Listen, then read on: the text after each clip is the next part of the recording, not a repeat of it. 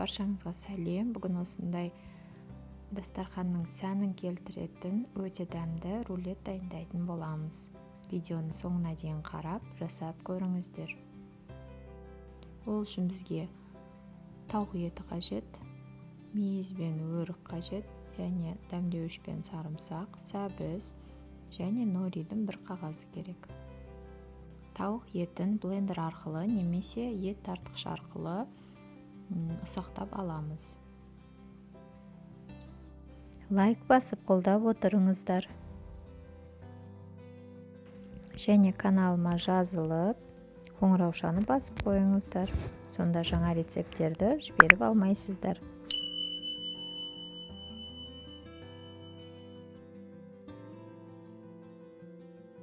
Құрамы описание бөлімінде толық жазылған. Барлығын осылай сақтап алғаннан кейін, осы фаршымыздың үстінен бір жұмыртқа қосатын боламыз.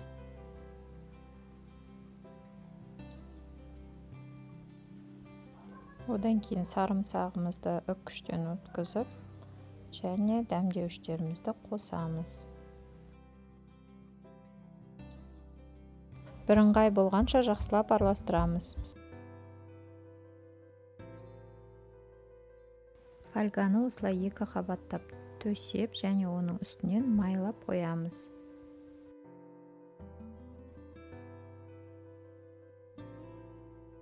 Осылай қолмен майлай беріңіздер, себебі фаршты орналастыру үшін бізге қолымызды майлау қажет. Және фаршымызды осылай төрт бұрышты етіп, жұқалап орналастырып шығамыз.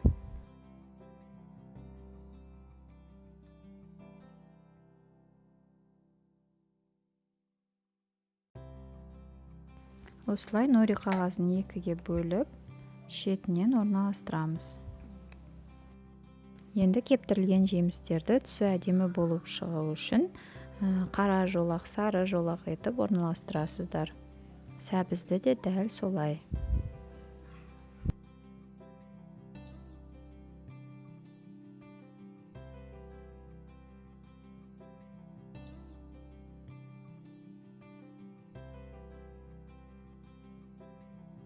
Енді осы фольганың көмегімен айналдыра отырып, осылай орайтын боламыз. Қатты қыспаңыздар, себебі бұл өте жұмсақ болып келеді. Бұлай осылай бір-бірінен кейін орай берсеңіздер, өзі формасына келеді.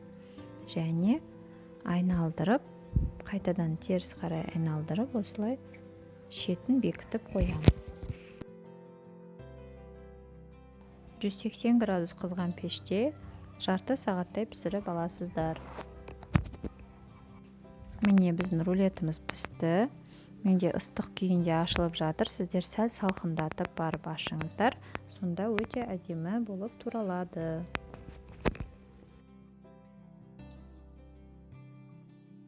Міне рулет дайын болды.